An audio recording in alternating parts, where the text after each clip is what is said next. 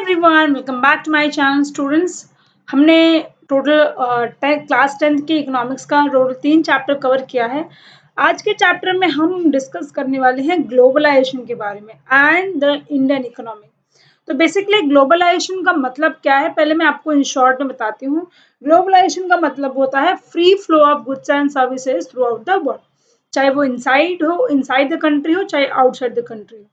तो चलिए वीडियो को स्टार्ट करते हैं। और अगर आपने चैनल पे पहली बार आए हो तो प्लीज़ वीडियो को पूरा देखिएगा। अगर पसंद आए तो चैनल को सब्सक्राइब और वीडियो को लाइक कीजिएगा। ओके, चलिए स्टार्ट करते हैं। तो चैप्टर नंबर 4 में पूरी तरह से डिस्कशन किया गया है ग्लोबलाइजेशन का एंड इंडियन इकोनॉमी का। ठीक है, तो ग्लोबलाइजेशन का अगर मैं आपको एक सिनेरियो बताऊं कि जब हमारा कॉलोनियल पीरियड चालू था, उस टाइम पे जो अंग्रेज थे वो हमारे देश से बहुत सारा रॉ मटेरियल ले आके ब्रिटिश कंट्रीज में बेच रहे थे। तो इन शॉर्ट हमारी जो कंट्री है वो कहीं ना कहीं रॉ मटेरियल से कम होते जा रहे थे। यानी कि आपने सुना भी होगा कि हमारा देश एक टाइम पे सोने की चिड़िया कहा जा रहा था, है ना। तो बेसिकली ये सिचुएशन था, वो लोग हमारे ट्रेड को अलाउ नहीं करते थे। बट जैसे जैसे टाइम बीतता गया, हमारी कंट्री फ्री हो गई और बहुत सारी चीजें चेंज हुई, जिसकी वजह से ग्लोबल है। फिर नई चीज आई, इंडस्ट्रियल पॉलिसी आई। इंडस्ट्रियल पॉलिसी के अंदर 3 कॉन्सेप्ट को इंट्रोड्यूस किया। एलपीजी को इंट्रोड्यूस किया गया। एलपीजी का मतलब होता है प्राइवेटाइजेशन, ग्लोबलाइजेशन और लिबरलाइजेशन, प्राइवेटाइजेशन एंड ग्लोबलाइजेशन। तो लिबरलाइजेशन का मतलब ये होता है कि जहां पर रेस्ट्रिक्शन और बैरियर्स को खत्म किया गया वाइल द ट्रेड। और प्राइवेटाइजेशन का मतलब ये है कि पब्लिक यूनिट को प्राइवेट यूनिट में ट्रांसफर किया गया। और ग्लोबलाइजेशन का मतलब मैंने अभी आपको थोड़ा टाइम पहले बताया, free flow of goods and services through out the world. Okay, तो चलिए समझते हैं। और देखो, ग्लोबलाइजेशन की वजह से सबसे अच्छी चीज ये हुई कि आपके पास कमोडिटीज के सब्स्टिट्यूट अवेलेबल है। जैसे मोबाइल फोन्स को आप ले लो, आप एक मोबाइल फोन नहीं लेना चाहते हो तो आपके पास मतलब कम से कम 50 सब्स्टिट्यूट है, तो आप कोई भी चूज कर सकते हो। आप कपड़े एक नहीं पसंद करते हो, आपको इंडियन नहीं पसंद है, आपको वेस्टर्न पसंद है, तो आपके पास चॉइसेस है। मतलब हर एक कमोडिटी के लिए आपके पास चॉइसेस है, लेकिन वो कैसे है? Only with the help of globalisation. तो ग्लोबलाइजेशन की वजह से हमारे लिए बेनिफिट ये हुआ कि हम अपने गुड्स को, कमोडिटी को एक कंट्री से दूसरी कंट्री बेच भी सकते हैं और वहां की कमोडिटी को यहाँ भी लाकर क्या कर सकते हैं? बेच सकते हैं। और लोगों को एम्प्लॉयमेंट भी बहुत ज्यादा मिला है, ट्रेड बढ़ा है, इकोनॉमिक बूस्ट मिला है, बहुत सारी चीजें हुई। चलिए डिस्कस करते हैं चैप्टर के अंदर की चीजें। As a consumer in today's world, some of us have a wide choice of goods and services before us, and the latest model of digital camera, mobile phones, and television made by a leading manufacturing of the world are within our reach. आप कहीं भी जाओ, किसी भी देश से आप, ऐसे मैंने अभी आपको थोड़ा टाइम मतलब मोबाइल के मामले में, टीवी के मामले में, मैन्युफैक्चरिंग, हर एक चीज के बारे में हम क्या करते हैं? जो कमोडिटी हमारे पास नहीं है हम वहां से इंपोर्ट करते हैं, और जो चीजें हमारे पास प्लेंटी अवेलेबल है वो हम क्या करते हैं? एक्सपोर्ट करते हैं। So every season new model and of automobile can be seen on Indian roads, and gone are the day when Ambassador and Fiat were the only car on Indian। अब आप देखो, मर्सिडीज हो गया, BMW हो गई, ये सब हमारे देश की थोड़ी ना है, लेकिन स्टिल हमारे देश में ये क्या हो रही है? रन हो रही है। तो ये किसकी वजह से पॉसिबल हो पा रहा है? Only with the help of globalisation. Today's Indians are buying cars produced by nearly all the top company in the world। तो जो आज के टाइम में जो भी बड़ी बड़ी कंपनीज है वो बाहर देश से एक होलसेल डीलिंग करती हैं in terms of car, in terms of electronic commodities, equipments. जैसे आप जानते हैं इसराइल के हम सेकंड लार्जेस्ट बायर है in terms of arms and immunities, है ना, या वेपन्स के मामले में। So today Indians are buying car produced by nearly all the top companies in the world. A similar expansion of brand can be seen for many other goods, from shirts to television to processed fruit juice. Okay. Next is such a wide range choice of goods in our market is relatively recent phenomena, and you wouldn't have found such a wide variety of goods in a Indian market even 2 decades. तो हम मतलब वही बताया मैंने थोड़ा time पहले starting में ही आपको कि कुछ एक टाइम ऐसा भी था कि हमारे हमारे पास बहुत सारी कमोडिटी ऐसी थी जो हम खरीद नहीं सकते, हमारे पास सब्स्टिट्यूट अवेलेबल नहीं था, बट ये पॉसिबल कैसे हुआ? Only with the help of globalisation. So in a matter of a years a market have been transformed. ये मतलब ये कुछ सालों की वजह से ये मार्केट जो है ट्रांसपोर्ट हुई है. मैंने आपको स्टार्टिंग में ही इसका इंट्रो ऑलरेडी बता दिया था. अब हम बात करते हैं प्रोडक्शन अक्रॉस द कंट्री. अब ऐसा नहीं है कि हमारी कंट्री प्रोड्यूस नहीं करती है, ऐसा नहीं है कि बाहर की कंट्री प्रोड्यूस नहीं करती, तो बेसिकली यहाँ पे एक्सपोर्ट इंपोर्ट का चीजें होती है. So until the middle of 20th century production was largely organized within the country and what crossed the boundary of country where raw material. मैंने स्टार्टिंग में ही आपको बताया कि हमारे कंट्री से कॉलोनियल पीरियड में बहुत सारे रॉ मटेरियल को बेचा जा रहा था. कौन सी कंट्री में? जो कंट्री एडवांस कंट्री है वहां पर बेचा जा रहा था, ताकि वो क्या करते थे, वो उसे फिनिश गुड्स में कन्वर्ट करके फिर जो कंट्रीज को रिक्वायर्ड होता था वहां पर बेचती थी. सो colonies such as Indian exporter raw material and foodstuff and import finished goods and trade was the main channel connecting this distant country, and this wasn't before companies called as multinational companies. को MNC company भी कहा जाता है. emerge on this scene. A MNC is a company that own or control production in more than one nation. यानी कि MNC एक ऐसी company है जो एक, जैसे आप टाटा के एग्जांपल ले लो, टाटा के कितने सारे प्रोडक्ट है और वर्ल्ड वाइड प्रोडक्शन है उनका. आप हर कंट्री में जाओगे तो आपको वहां पे एक ना एक ब्रांड तो आपको मिल जाएगा जहाँ पे उसका प्रोडक्शन होता है. सो MNC set up office and factories for production in a region where they can get cheap labor and other resources, and this done so that cost of production is low and MNC can earn greater profit. देखो क्या होता है यहाँ पे, आपको इसकी help से ये बताने की कोशिश की गई है कि जहाँ पे ज़्यादा मिलता है और प्रोडक्शन कॉस्ट कम होगा तो उसकी जो सेलिंग प्राइस है वो भी क्या होती है? कम होती है. अब जैसे हमें पिक्चर में आप देख रहे हो एमएनसी कंपनी क्या कर रही है? प्रोडक्शन को इंक्रीज करी, चाहे वो सर्विसेज का हो, चाहे वो अभी एग्जांपल दिया हुआ है यहाँ पे. This is a call center in Bangalore equipped with the telecom facility and access to internet to provide information support to customer abroad.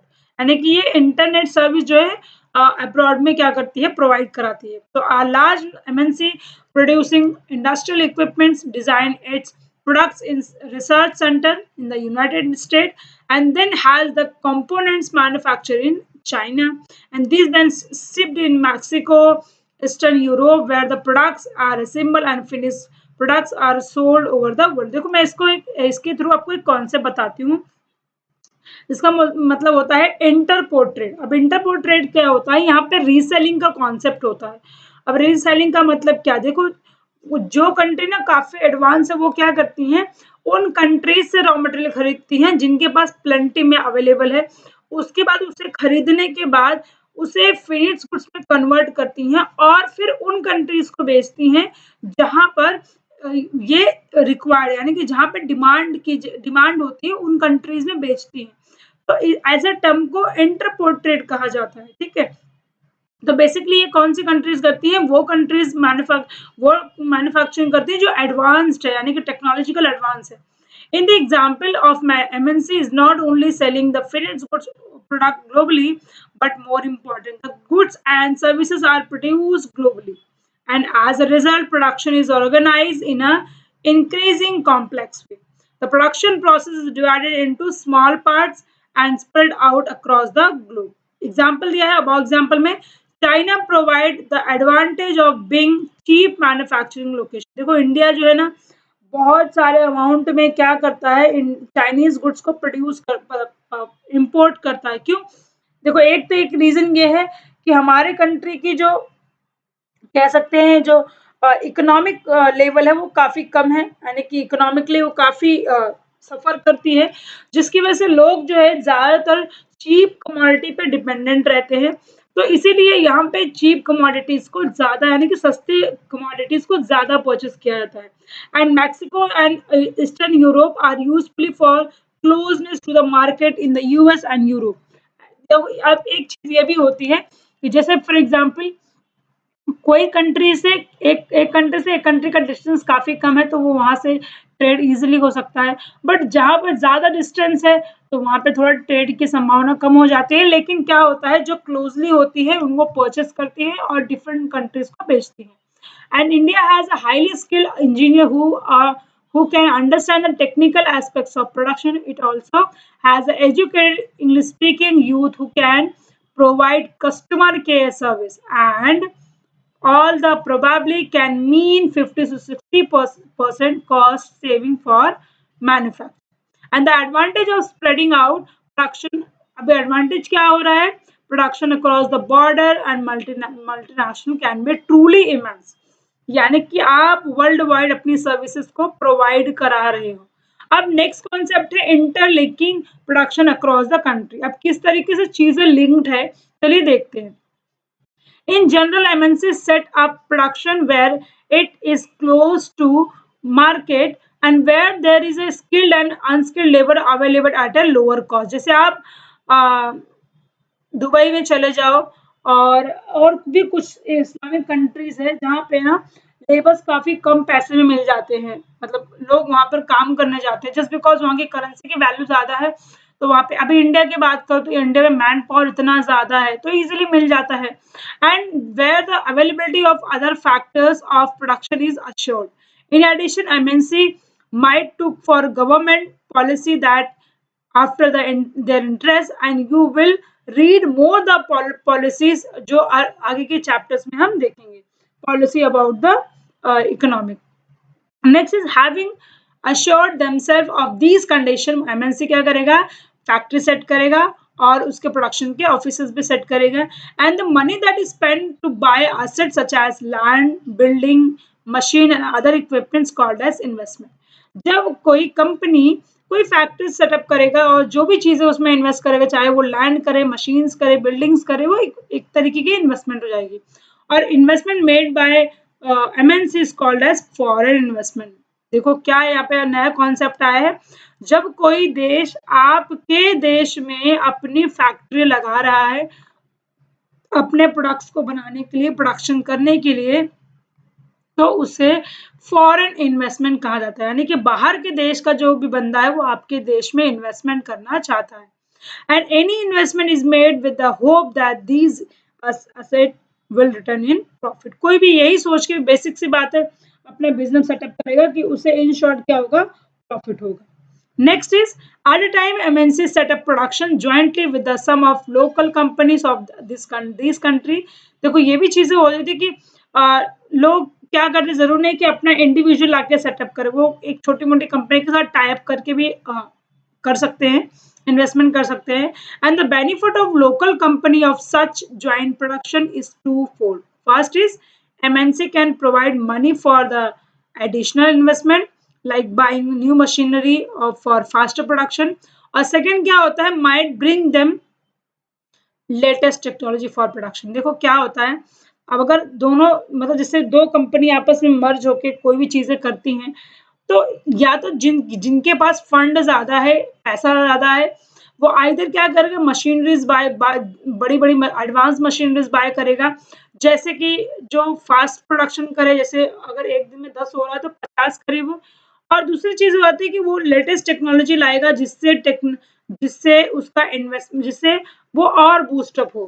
ठीक है, तो यहाँ पे देखा गया, जिससे यहाँ पे लिखा है jeans produce in developing countries like being sold in USA. जैसे मैं दिल्ली में बात करूँ तो इसका प्रोडक्शन बहुत, आप दिल्ली में चले जाओ तो आपको जो जीन्सेस है ना, वो आपको 150 में इतनी बढ़िया बढ़िया जीन्स मिल जाएगी, आपको क्या ही क्वालिटी है इसकी, क्योंकि वहाँ पे प्रोडक्शन होता है उसका। But the most common route for MNC investment is to buy a local company and then expand production. इनका मेन चीज यही होता है कि जो लोकल कंपनीज होते हैं उनको खरीदते हैं और अपना एक्सपांशन करते हैं, क्योंकि उसकी कुछ ना कुछ आइडेंटिटी जो है ऑलरेडी बन चुकी है। So MNC with huge wealth can quit easily to do and quite easily to do. And to take an example, जैसे Cargill foods a very large American MNC has brought over smaller Indian companies such as Parakha Foods. And Parakha Foods had a built large marketing network in a various part of India where it is a brand was well reputed. And also Parakha Food had a 4 oil refineries whose control has a new shifted to Kargil, and Kargil is a new largest producer of edible oil in India with a capacity of 5 million pouch daily, यानी कि 5 million pouch जो है daily India में produce किए जाते हैं, उनके साथ साथ डिस्ट्रीब्यूट भी किया जाता है.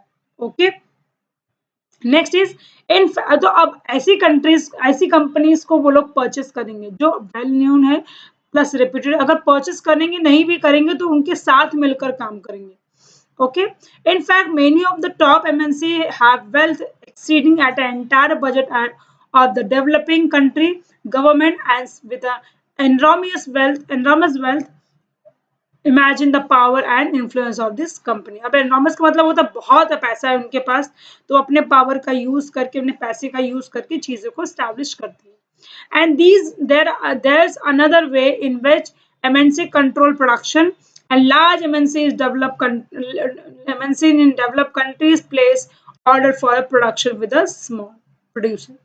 जैसे कि एग्जांपल दिया हुआ है यहाँ पे garments, footwear, sports items like example दिया हुआ है यहाँ पे, जो क्या होता है लार्ज वे में स्मॉल वे में प्रोड्यूस किए जाते हैं all over the world. Large number में प्रोड्यूस किए जाते हैं और स्मॉल और लार्ज नंबर में भले प्रोड्यूस किए जाते हैं, लेकिन स्मॉल प्रोड्यूसर क्या करते हैं ऑल ओवर द वर्ल्ड इसे प्रोड्यूस करते हैं.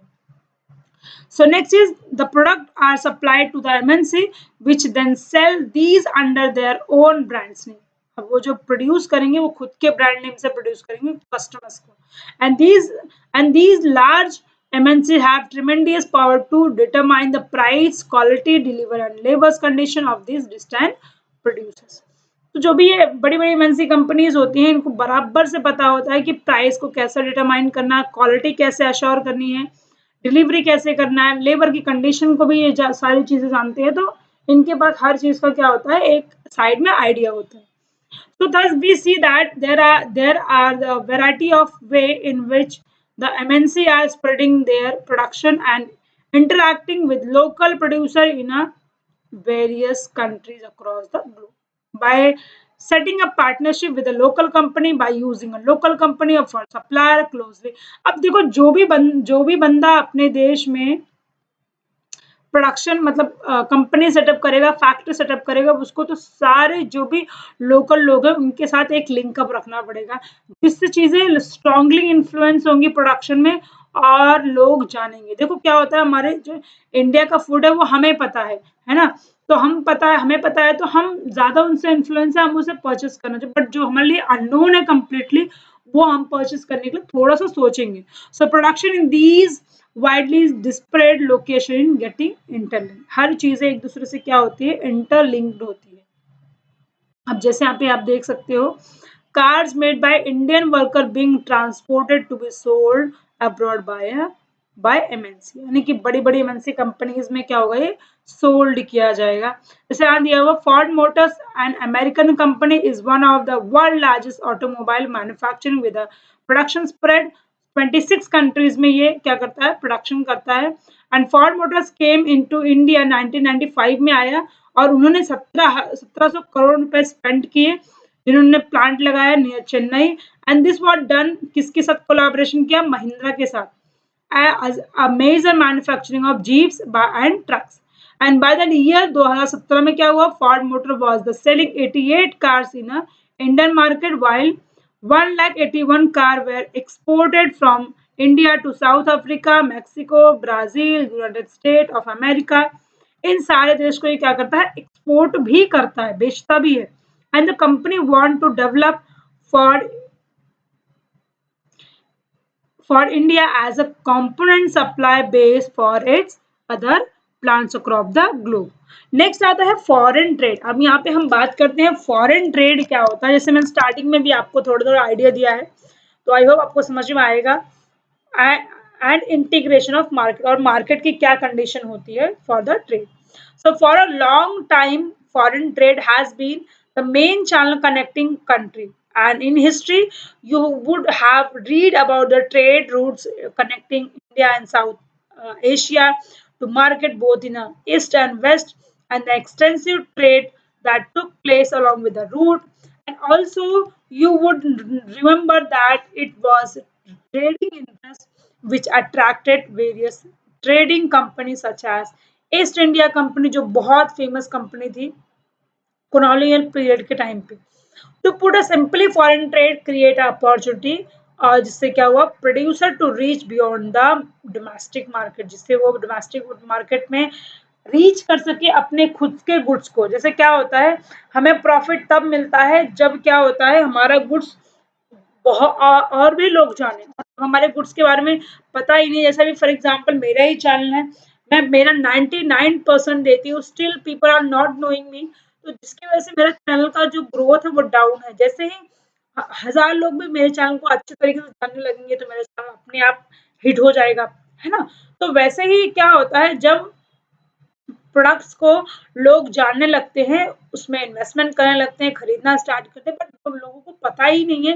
दे विल नॉट नो तो द थिंग्स तो वो लोग ये चीज नहीं करेंगे और जो इंटरनल मार्केट होती है उनको प्रॉफिट भी नहीं होता प्रॉफिट कब होगा जब बाकी लोग भी जानेंगे उसके प्रोडक्ट को only in market located with in a country but also compete the market located in other countries of the world similarly for the buyer import of goods producer in another country is one way of expanding the choice of goods beyond the domestically what is domestic पता है अभी देखो हमारे आज के time पे हमारे country से स्पाइसेस खरीदे जाते हैं बाहर देश में बाहर देश स्पाइसेस खरीदता है मशीन्स खरीदता है वेपन्स खरीदता है प्लस कह सकते हैं कि टेक्सटाइल टेक्सटाइल बहुत सारा एक्सपोर्ट किया जाता है बहुत सारी चीजें जो एक्सपोर्ट के हैंडमेड चीजें हैंडलूम्स एक्सपोर्ट किए जाते हैं बहुत सारी चीजें है ना सो यहाँ पे एग्जांपल देख सकते हो आप Chinese toys in India Chinese का क्या डिमांड है हमारे मार्केट में और लोग कितना ज्यादा पसंद करते हैं अब इससे लोगों को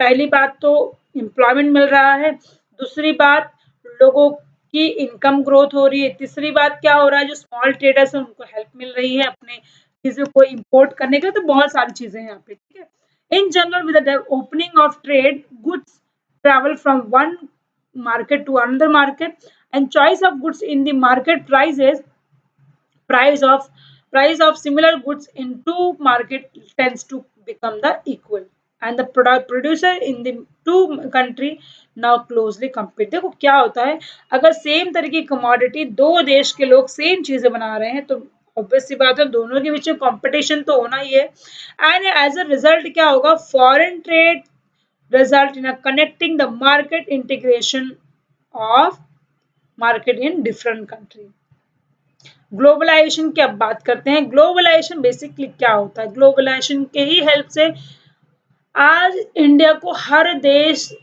देश में लोग जानते हैं इंडिया के लोगों को क्यों जानते हैं ग्लोबलाइजेशन की वजह से कुछ कमोडिटीज की वजह से so in the past 2-3 decades more and more MNC have been looking for location around the world which would be cheap for their production and foreign investment by MNC in these countries have been rising at the same time foreign trade between countries have been largely हमारे देश में बहुत सारी चीजें से जो cheap price में मिल जाती है जिसकी वजह से हमारे देश में फॉरेन इन्वेस्टमेंट जो है वो कुछ टाइम से काफी बढ़ गया है okay and a large part of foreign trade is also controlled by बहुत सारा ऐसा पार्ट है जो कौन कंट्रोल करता है जो कंट्रोल करता है MNC and the for instance the car manufacturing plant for Ford motor जैसे थोड़ा टाइम पहले हमने देखा फोर्ड मोटर्स का इन इंडिया उनके साथ उन्होंने महिंद्रा के साथ टाइप किया और उन्होंने अपना प्रोडक्शन स्टार्ट किया एंड आज के टाइम में 1,81,000 जो कार्स है वो बाहर देश में भी बेचते हैं अलग अलग कंट्रीज में in India, not only produce car for the Indian market, it also export cars to the developing countries and export cars component for its many factories around the world. Likewise, activities of most MNC involve substantial trade in goods and also the service as well. Goods के साथ साथ services का भी trade होता है. And the result, इसके results क्या होगा? Foreign investment and greater foreign trade have been great integration of production and market across the country. So globalize the is this process of rapid integration, this interconnection between. अब globalisation की वजह से क्या हो रहा है, एक कंट्री से दूसरी कंट्री के बीच में एक मजबूत कनेक्शन भी बन रहा है. So MNC are playing a major role in a globalization. MNC company बहुत ही मेजर रोल प्ले कर रही है. क्यों? क्योंकि वो एक देश से दूसरे देश को कनेक्ट करने का काम क्या करती है for trade purpose. And more goods and services investment and technology are moving between countries, and most of the region of the world are closely contact with each other for a few decades. जिस क्यों globalisation आने की वजह से goods and commodity services को exchange करने की वजह से. And beside the movement of goods, services, investment and technology, there is a one way in which the country can be connected. This is a through This is through the movement of a people between countries. People usually move from one country to another country. जिस income की वजह से, job की वजह से, better education की वजह से. And in the past few decades, however, there has not been a much increase in the movement of people in between the country due to various restriction की वजह से. पर वो भी कम हो गया किसकी वजह से, लिबरलाइजेशन की वजह से. तो लिबरलाइजेशन एक अलग कॉन्सेप्ट है, हम लोग आगे उसके बारे में पढ़ेंगे. अब हम बात करते हैं factors that have been enabled globalisation. कौन कौन सा ऐसे फैक्टर है जिसकी वजह से ग्लोबलाइजेशन आया. सबसे पहला आता है technology. So rapid improvement in technology has been a major factor that has stimulated the globalisation process. Technology बढ़ने की वजह से ग्लोबलाइजेशन का प्रोसेस जो है वो एकदम से बढ़ गया. The past 50 years have been several improvement in transportation technology, and this made much faster delivery goods across the long distance possible at a lower cost. जिसकी वजह से ग्लोबलाइजेशन. अब यहाँ पे दिया है कंटेनर फॉर ट्रांसपोर्ट गुड्स. तो containers में गुड्स को ट्रांसपोर्ट किया जाता है from one country to another country. And for more remarkable have been development in information and communication technology. In recent time, technology is in the area अब कौन कौन सी चीजों में है, telecommunication, computers, internet has been changing rapidly. Telecommunication facility, telephone including mobile phone, fax that are connect another country. देखो ये सब के हेल्प से आप एक कंट्री से दूसरे कंट्री क्या easily connect कर पाते हैं. And to access the information instantly and to communicate from the remote area, and this has been facilitated by the satellite communication. और इसकी वजह से हेल्पफुल हुआ है सैटेलाइट कम्युनिकेशन की वजह से, जिसकी वजह से आप कहीं देश के किसी भी कोने में रहो, वर्ल्ड के किसी भी रहो, easily you can communicate with the people. As you would be aware, computer have been entered almost every field of activity. अब आप किसी भी क्षेत्र में चले जाओ, आपको हर जगह कंप्यूटर तो मिलेगा ही. An amazing world of internet where you can obtain share information on almost anything you want to know. जैसे यहाँ पे दिया हुआ है इलेक्ट्रॉनिक मेल है, टॉक है, वॉइस मेल है, इन सब का हेल्प लेके आप अपनी इंफॉर्मेशन को एक पर्सन से दूसरे पर्सन क्या कर सकते हो, ट्रांसफॉर्म कर सकते हो. Okay. Liberalisation of foreign trade and foreign policy. अब यहाँ पे हम बात करेंगे और सारी चीजों के बारे में, लिबरलाइजेशन के बारे में भी. तो अभी मैंने थोड़ा टाइम पहले ही आपको बताया था. Liberalisation of foreign trade and foreign policy. Let us return the example of import Chinese toys in India. अब यहाँ पे हम समझेंगे पहली बात क्या है. Tax on import is an example of trade barrier. जब हम किसी भी चीज को इम्पोर्ट करते हैं और उसमें भारी भरकम टैक्स भरना पड़ता है, तो वो ट्रेड तरीके का ट्रेड बैरियर होता है. And it is called barrier because some restriction has been set up. Government can use trade barrier to increase or decrease regulate foreign trade. इससे ये होता है कि ट्रेड बढ़ भी सकता है और कम भी हो सकता है. सो द इंडियन गवर्नमेंट, अब अगर मैं आपको अभी का एग्जांपल दूं, तो आज के टाइम में गोल्ड इसीलिए इतना ज्यादा है, मतलब गोल्ड का प्राइस इसीलिए इतना ज्यादा है जस्ट बिकॉज कि हम लोग जब इंपोर्ट करते हैं तो उस पर बहुत ज्यादा टैक्स पे करते हैं ना. तो टैक्स बढ़ने की वजह से हम लोग ने इंपोर्ट करना समहाउ कम कर दिया, जिसकी वजह से आज देश में 60 मोस्ट ऑफ जो है प्राइस है गोल्ड का. The Indian government after independence had put barrier to foreign trade and foreign investment, and this was considered necessary to protect the producer within the country from a foreign company. देखो क्या होगा, foreign investment अगर बहुत ज्यादा होगा तो what about the you can say inside producers, यानी कि जो इंटरनल ट्रेड है उसका क्या होगा, इंटरनल जो प्रोड्यूसर्स है उनका क्या होगा। तो इसकी वजह से ये बैरियर जो है वो इम्पोर्टेंट है। So industry were coming in the 1950 1960 and competition for from import at the stage would not have allowed these countries to come up.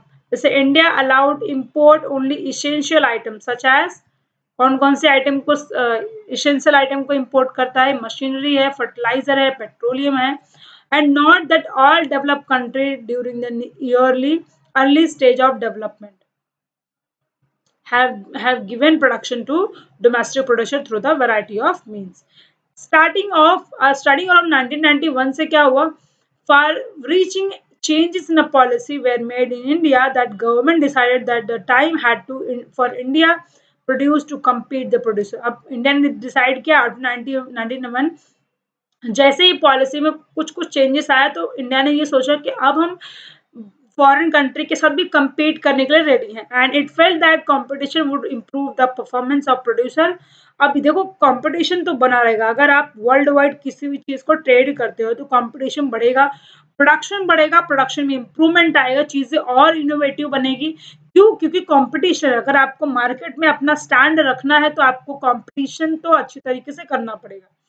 Thus, the barrier on trade and foreign investment were removed to a large extent, and this means that goods could be imported and exported easily, and also foreign companies could set up a factory and office over here as well. And removing a barrier or restriction by set up a government is called as liberalization. With the liberalization of trade, business are allowed to make decisions freely about what they wish to import or export. अब liberalization आने की वजह से क्या हो गया कि एक जो बिजनेसमैन है, एक जो प्रोड्यूसर है, उसके पास ये अथॉरिटी हो गई कि वो वर्ल्ड वाइड किसी भी देश में एक तो ट्रेड कर सकता है, दूसरा वो कितना ट्रेड करना चाहता है वो उसका पर्सनल डिसीजन है, एंड प्लस वो कितना क्या चीजें और करना चाहता है, क्या एड ऑन करना चाहता है, क्या नहीं करना चाहता, तो वो सारी चीजें वो उसकी खुद का डिसीजन होगा। अब नेक्स्ट कॉन्सेप्ट हमारा World Trade Organization. World Trade Organization यहाँ पे क्या रोल प्ले करता है वो हम समझते हैं। We have seen that liberalization of foreign trade and investment in India was supported by some very powerful international organizations, and these organizations say that all the barriers of foreign trade and investment are harmful, and this should not be a no barrier.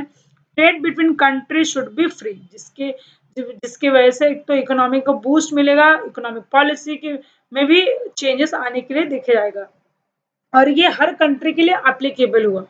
So World WTO क्या करता है? Is a such organization, one organization who aim is liberalize international trade. आप देश के किसी भी कोने में बिना किसी restriction barrier के ट्रेड कर सकते हो। And started at the initiative of the developed country, WTO established rules regarding multinational trade and sees that rules are obeyed. ये रूल अब अच्छी तरीके से निभाए भी जा रहे हैं, एंड अबाउट 160 कंट्री जो है आज का टाइम में वो WTO का मेंबर है। And so WTO is supposed to allow free trade for all the practice. It is seen that developed countries have been unfairly retained trade barriers.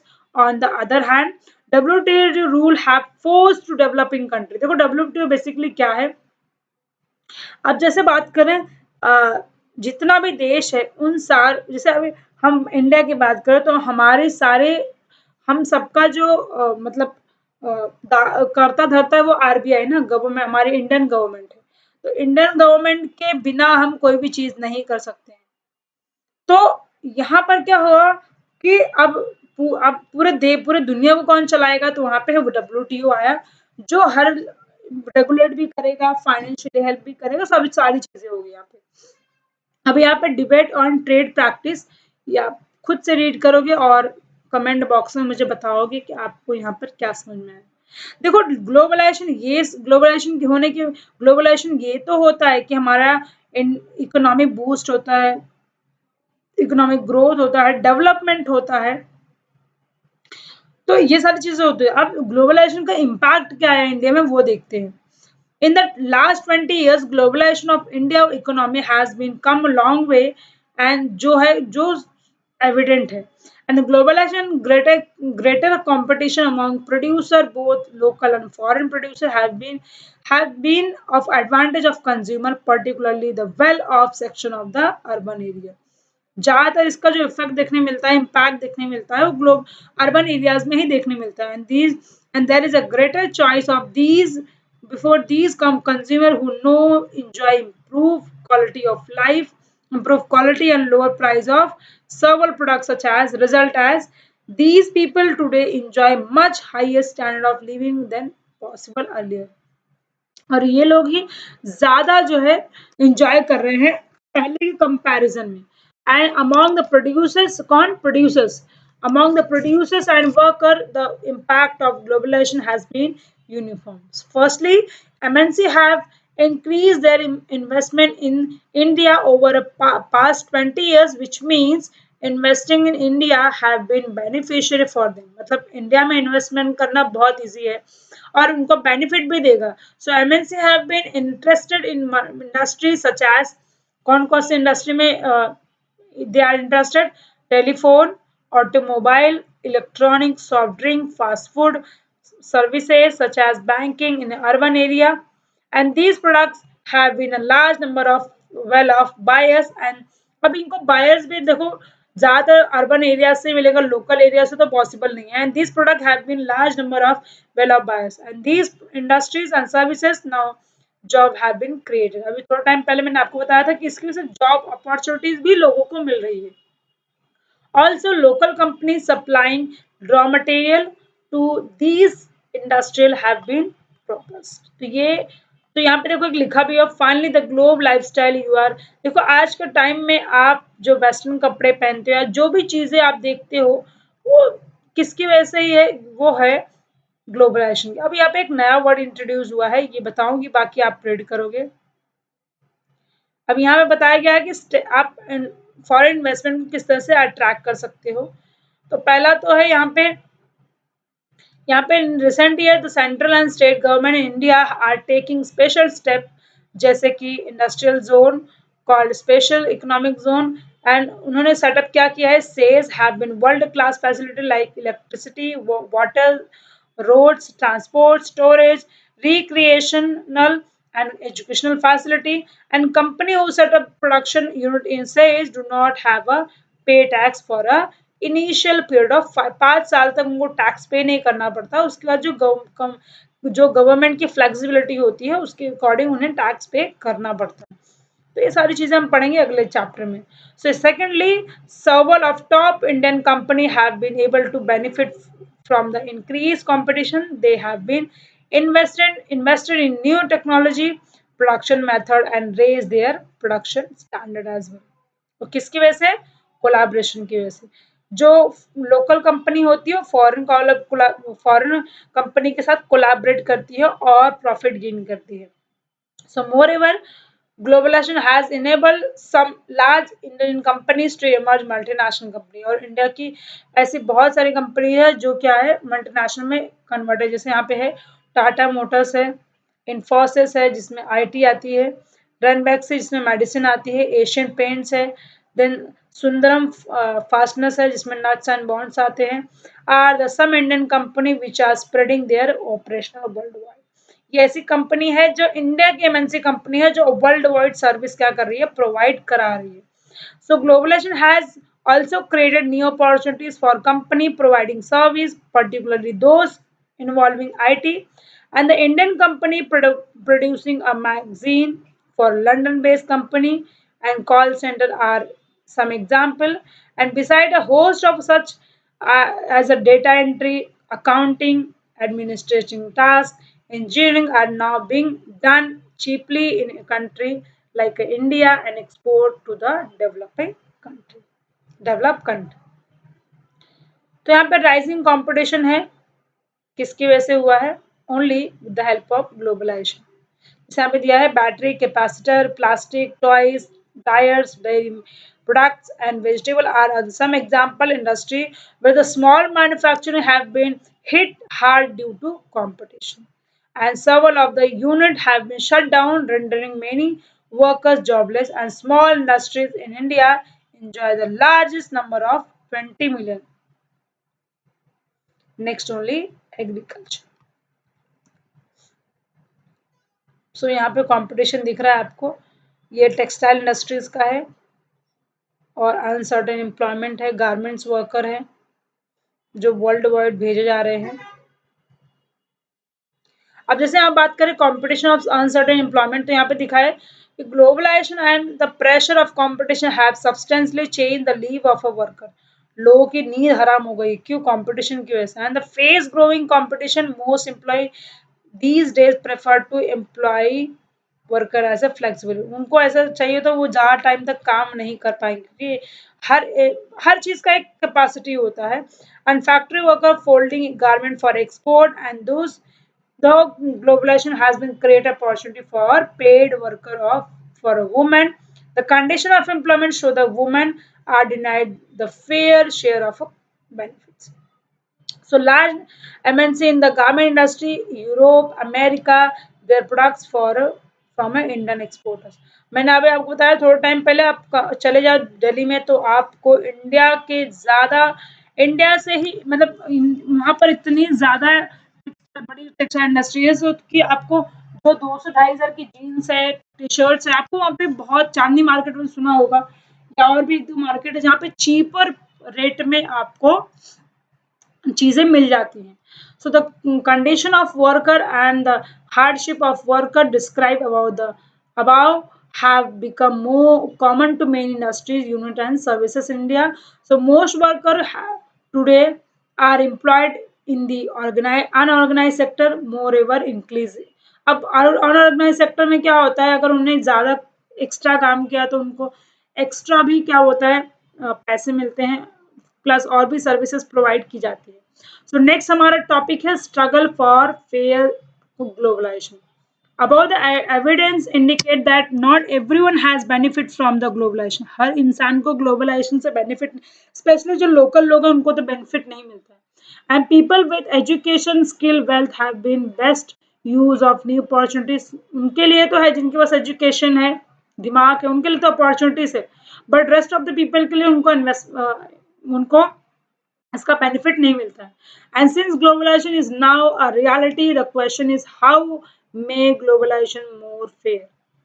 For global fair globalization would create opportunities for all, also ensure that benefit of globalization are shared better. The government can play major role in making this possible. Government इसको possible कर सकती है जहाँ पर globalisation fair हो जाएगा। And its policy must protect their interest not only the rich and the powerful but also for the poor. हर इंसान के जो गरीब है उनके लिए भी। You have read about some of the possible steps that government can take. For instance, government can assure that labor law are properly implemented and the worker get their rights. Then it can be support small producers to improve their performance till the time they become strong enough to compete. Next, if necessary, government can use trade investment barriers. It can be negotiated at the two WTO fair rules, और ये सारी चीज़ें government कर सकती है जिससे globalisation का impact जो कॉमन लोग हैं उन पे ना पड़े। It can also align with other developing countries with similar interest to fight against the domination of the WTO। देखो क्या हो गया है, एमएनसी आने की वजह से ना जो बेचारे लोकल लोग हैं उन पे इसका बहुत बड़ा इम्पैक्ट दिखाई दे रहा है ना। In the past few years, massive campaign and representation people organized have been influence important decision relating to the trade and investment to the at the WTO, and this has been demonstrated that people can also play an important role for their struggling of their fair globalization। अब ये एक country में नहीं, world wide है जहाँ पे अभी देखो यहाँ पे एग्जांपल दिया, डेमोन्स्ट्रेशन अगेन WTO इन हांगकांग 2005 में हुआ था। तो यहाँ पे हमारा चैप्टर खत्म होता है। आप मुझे बताएंगे कि आपको कैसा लगा। मैंने आपको एक एक वर्ड को डिक्टो एक्सप्लेन करके बताया है। पर फिर भी अगर कोई डाउट क्वेरी आती है तो आप मुझे कमेंट बॉक्स में पूछ सकते हो। Thank you so much everyone. और मेरी एफर्ट्स के लिए तो एक एक सब्सक्राइब तो बनता है। Thank you so much.